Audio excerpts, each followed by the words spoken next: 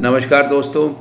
पिछले वीडियो में हमने unmarried daughters beyond the age of 25 years, widow daughter, divorcee daughter की फैमिली पेंशन के बारे में विस्तार से जिक्र किया था। बहुत सारी क्वेरीज हमारे पास आई हैं। इस वीडियो के माध्यम से आज हम बहनों बेटियों के जो डाउट्स हमें प्राप्त हुए हैं, जिनका इस तरह का स्टेटस है फैमिली पेंशन के लिए, उनके बारे में विस्तार से चर्चा करेंगे। तो दोस्तों, सबसे पहले मैं बता दूं कि ये जो डाइवोर्सी डॉटर और विडो डॉटर का फैमिली पेंशन का प्रोविज़न जो है, ये गवर्नमेंट ऑफ इंडिया द्वारा स्टार्ट किया गया था। ये 30 अगस्त 2004 को शुरू हुआ है।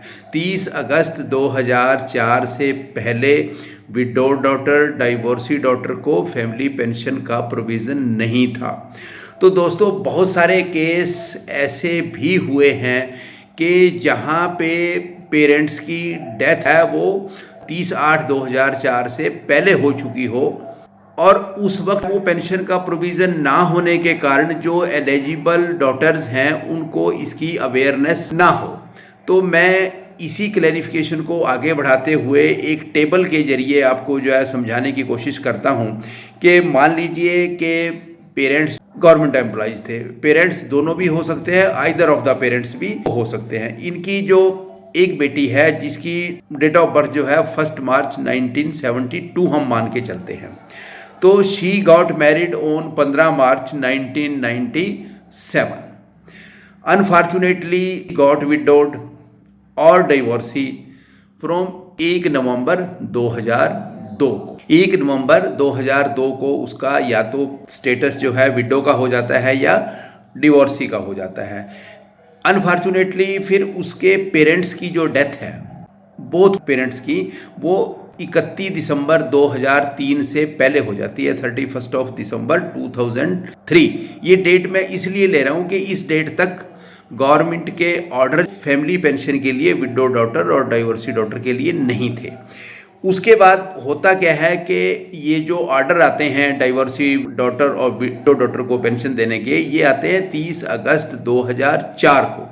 अब ऐसी स्थिति में दोस्तों हो सकता है जो विडो डॉटर है, डिवोर्सी डॉटर है, उसको ये अवेयरनेस ना हो कि उसको फैमिली पेंशन लगेगी कि नहीं लगेगी। तो मैं दोस्तों ये आपको बहुत क्लियर कर दूं, ये भारत सरकार की तरफ से क्लैरिफिकेशन भी है कि ऐसे केसेस में भी पेंशन लगेगी।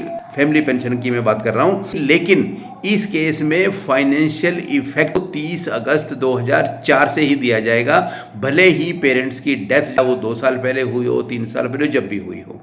लेकिन फैमिली पेंशन का जो फाइनेंशियल इफेक्ट है वो ऑर्डर की डेट से ही मिलेगा, 30 अगस्त 2004 से। लेकिन फैमिली पेंशन इस केस में मिलेगी।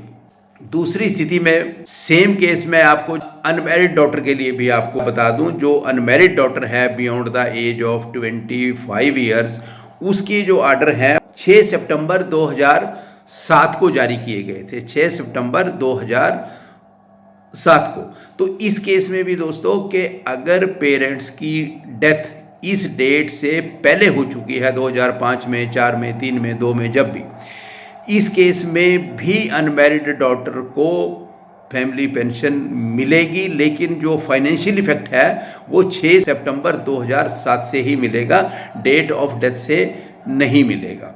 लेकिन ये जो विडो डॉटर है, डाइवोर्सी डॉटर है, अनमैरिड डॉटर है, इसके लिए दोस्तों ये प्राइमरी कंडीशन है कि एलिजिबल हो। एलिजिबल का मतलब ये है कि उसके जो ब्रदर सिस्टर हैं वो 25 ईयर से नीचे ना हो, और अगर उससे नीचे हैं तो पहला राइट उनका है, पहले उनको पेंशन मिलेगी, और जब वो 25 साल के हो जाएंगे या इन एलिजिबल हो जाएंगे because of marriage, because of employment जो है, उस केस में फिर विडो, डाइवोर्सी और अनमैरिड डॉटर को पेंशन मिलेगी। एक सवाल हमारे पास कई डॉटर्स ने किया है, वो ये है कि अगर 2 डॉटर्स का एक ही स्टेटस हो, मान लीजिए एक विडो है, दूसरी डाइवोर्सी है, या दोनों विडो हैं या दोनों डाइवोर्सी हैं, तो फैमिली पेंशन के लिए तो दोनों एलिजिबल हैं। तो ऐसे केस में फैमिली पेंशन का डिवीज़न नहीं होगा। फैमिली पेंशन सबसे पहले जो बड़ी डॉटर है इन ऑर्डर ऑफ एज मिलेगी, जो बड़ी डॉटर है उसको पहले पेंशन मिलेगी, और जब वो इन एलिजिबल हो जाएगी बिकॉज ऑफ री मैरिज, बिकॉज ऑफ एम्प्लॉयमेंट और एनी अदर कंडीशन, उसके बाद जो दूसरी डॉटर है जो उससे छोटी है जिसका सेम स्टेटस है, उसके बाद ही उसको पेंशन जो है मिलेगी। लेकिन अगर ट्विन चिल्ड्रन है, ट्विन चिल्ड्रन में ये डिवीज़न हो जाएगा। ट्विन चिल्ड्रन के केस में डिवीज़न का प्रोविज़न है, लेकिन अदरवाइज अगर दो डॉटर्स का एक ही स्टेटस है और दोनों फैमिली पेंशन के लिए एलिजिबल हैं तो उसमें इन ऑर्डर ऑफ एज ही पेंशन, फैमिली पेंशन जो है वो दी जाएगी। दूसरा प्रश्न ये आता है कि उसका जो इनकम है वो कितना हो, फैमिली पेंशन के लिए जो इनकम क्राइटेरिया है वो क्या है। तो दोस्तों उसमें हमारे सीसीएस पेंशन रूल्स में, गवर्नमेंट रूल्स में बहुत क्लियर है कि minimum of the family pension plus dearness relief their own. तो आज की डेट में अगर हम देखें तो 9,000 जो है वो मिनिमम फैमिली पेंशन है और 3,780 रुपये जो है 42% के हिसाब से डीए बनता है। तो आज का अगर हम स्टेटस लें तो 12,780 रुपये तक भी अगर इनकम है तब भी आप फैमिली पेंशन के लिए एलिजिबल हैं। दोस्तों ये जो अभी हमने जिक्र किया है जिन ऑर्डर्स का, जिस एलिजिबिलिटी का डॉटर्स के लिए फैमिली पेंशन के लिए, ये जो है वो सेंट्रल गवर्नमेंट एम्प्लॉयज़ और उनके पेंशनर्स के लिए हैं। जहाँ तक बैंक एम्प्लॉयज़ और बैंक पेंशनर्स का सवाल है उनके लिए अलग से आर्डर हैं। ये जो रूल हैं ये जो है बैंक एम्प्लॉयज़, बैंक पेंशनर्स के लिए अप्लाई नहीं होते।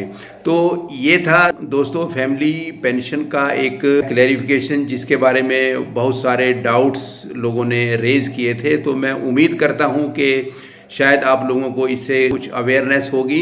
अवेयरनेस होना बहुत ज़रूरी है क्योंकि कई दफ़ा होता क्या है कि अवेयरनेस के अभाव में हम अपनी एलिजिबिलिटी होते हुए भी अपने राइट जो है, जो हमारा पेंशन है, फैमिली पेंशन है, उसको प्राप्त नहीं कर सकते। दोस्तों आपका कोई भी डाउट, कोई भी क्वेरी हो तो आप हमें ज़रूर लिखिएगा। हम बहुत जल्द से जल्द उसका जो रिप्लाई करने की हमेशा कोशिश करते हैं और करते रहेंगे। Thank you so much.